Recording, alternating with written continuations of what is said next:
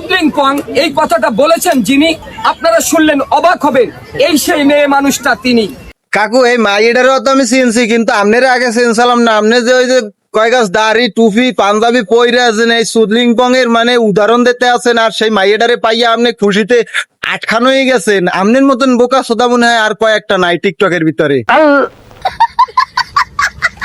না, ঘটনা হয়েছে তুই বেটা ফুজুর মানুষ, তুই যদি ভিডিও বানাও এই সুদলিং পং মং দিয়ে যদি ভিডিওই বানাও, তাহলে তোর পাগড়িটা পরার উচিত ছিল না, আর তুই টুপিটা একটু খুইলে লইতি। টিকটকে যে একটা পাগলামি শুরু হচ্ছে, এটাই আসলে বাস্তব কথা। হ্যাঁ, সুদ্রিং পং এই কথাটা বলেছেন যিনি। আর দেখো না সুন্নি মেয়েরা শুই না, ওরে আল্লাহ খুশিতে বাঁচতে আছে না, যেন ওনার সুদলিং পং ডায়লগ আন ভাইরাল, হুজুররাও হেরে নিয়ে ভিডিও বানাইতে আছে, হে খুশিতে আটখান পুরা। আমাদের এই অভদ্র ভাষা ইতিহাসে লেখা থাকবে চিরকাল। শালার ভণ্ড হুজুর সুদলিং পং কইতেও মানো করলো, আবার ইতিহাসের পাতায় বলে সারা জীবন লেখা থাকবে, হ্যাঁ কইলো। মানে তোরে লইয়া যে আমি কোন দশরায় আছি। তোর মাথা নষ্ট।